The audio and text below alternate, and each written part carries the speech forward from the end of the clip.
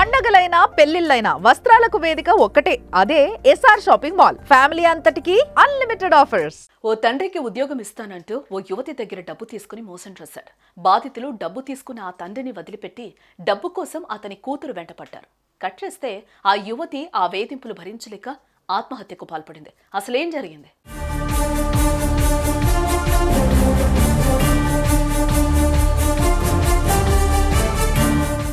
ఇదిగో ఇక్కడ మనం చూస్తున్న ఈ యువతి పేరు దీప్తి.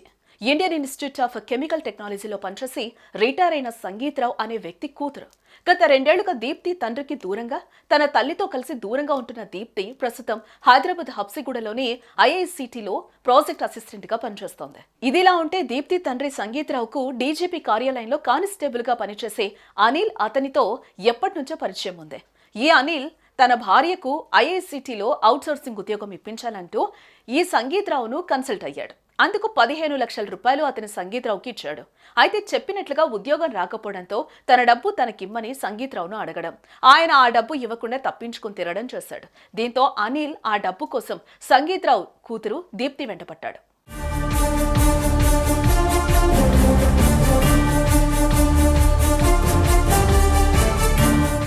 అయితే తను తన తల్లి 2 ఏళ్ల కిందట నుంచి దూరంగా ఉంటున్నట్లుగా చెప్పి ఆ డబ్బుతో తనకి ఏం సంబంధం లేదని వారికి వివరించింది. అయినా సరే కానిస్టేబుల్ ఆమెను డబ్బు కోసం వేధించాడు. ఈ క్రమంలోనే తన భార్యతో సంగీతరావు మీద, దీప్తి మీద నాచారం పోలీస్ స్టేషన్లో చీటింగ్ కేసు పెట్టించాడు. మరోవైపు వారిద్దరి మీద కోర్టులో దావా కూడా వేయించాడు. ఒకటి తర్వాత ఒకటిగా కేసులు నమోదయ్యి తను ఉద్యోగం చేసుకునే పరిస్థితిని కూడా దీప్తి కోల్పోవడంతో ఆమె మానసికంగా తీవ్రమైన ఆందోళనలో పడింది. చేయని తప్పుకు తనను బలిపశువుం చేస్తున్నారని, ఈ కేసుల్లో తిరిగే అంత మానసిక స్థైర్యం కానీ అవకాశం కానీ లేదని ఓ సెల్ఫీ వీడియో రికార్డ్ చేసి దీప్తి బుధవారం రాత్రి 10 గంటల సమయంలో చున్నీతో ఉరివేసుకుని ప్రాణాలు వదిలింది. వాడుకున్న అధికారంతో వాడు కేసు తెచ్చిన నిలిగాడు. వాడేసిన కేసులు తప్పని అందరూ తెలుసుకున్నారు. అందరూ ఎవరు హిట్ చేయట్లేదు. మనం ఎక్కడికి వెళ్ళినా డబ్బులు కట్టినట్టు మనం నిజంగా తీసుకున్నామా లేదా అని ఎవరు చూడట్లేదు. తీసుకున్న సంగీతరావు బాగానే ఉన్నాడు, ఇచ్చిన వాళ్ళందరూ బాగున్నారు, కానీ లైఫ్ ఖరాబ్ అయిపోయింది.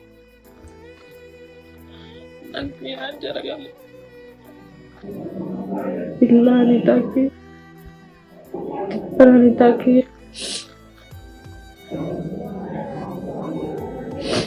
అని తిప్పల సోమయ్యకి శిక్ష పడాలి. వాళ్ళే నాకు ఈ పరిస్థితి వాళ్ళ కారణం, నా చావు కూడా వాళ్ళే కారణం. వాళ్ళ పైన చేసిన ఫేక్ ఎఫ్ఐఆర్, వాళ్ళ పైన చేసిన ఫేక్ సివిల్ కేసు అంతా అబద్ధం.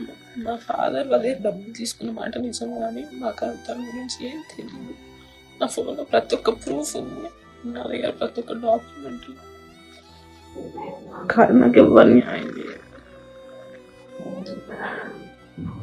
ఏం చేయకపోయినా నన్ను డబ్బులు కట్టమంటున్నారు, అది నేను ఒప్పుకోను. చాలా కోర్టు పెట్టింది.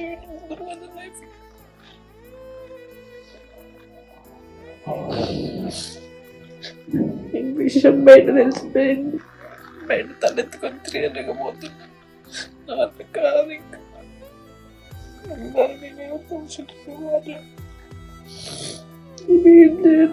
న్యాయంగా బతికిన తండ్రి ఎట్లా ఉంటాడు, అన్నీ న్యాయంగా బతికి, కానీ వెళ్ళినప్పుడు అన్ని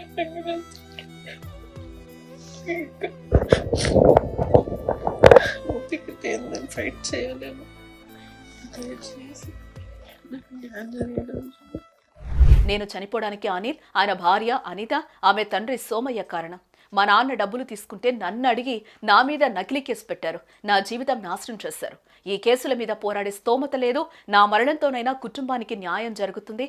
నా చావుకు కారణమైన వాళ్లకు శిక్ష పడాలి. నా మృతదేహాన్ని వైద్య పరిశోధనకు ఇచ్చేయండి అంటూ ఆ వీడియోలో చెప్పుకుని కన్నీటి పర్యంతమైంది. అభంశుభం తెలియని తన కన్న బిడ్డను తండ్రి చేసిన మోసానికి బాధ్యులు చేసి ఆమె ఆత్మహత్యకు కారణమయ్యారంటూ దీప్తి తల్లి పోలీసులకు ఫిర్యాదు చేసింది. దీంతో పోలీసులు అనిత, అనిల్, సోమయ్య, సైదుల మీద కేసు బుక్ చేశారు. లంచాలిస్తే ఉద్యోగాలు వస్తాయని నమ్మడం అన్నది ఓ అర్థం లేని వ్యవహారం. సొసైటీలో ఇలాంటి మోసాలు చేసేవారు ఉన్నారు, మోసపోయేవారు ఉన్నారు, ఏ పాపం తెలియకపోయినా వీరిద్దరి మధ్య నలిగి ప్రాణాలు తీసుకునేవారు ఉన్నారు. ఇందుకు దీప్తి బలిదానమే ఓ తాజా తార్కాణం. సుమన్ టీవీలో మీ పర్సనల్ అండ్ బిజినెస్ ప్రమోషన్స్ కోసం కింది నెంబర్కి కాంటాక్ట్ చేయండి.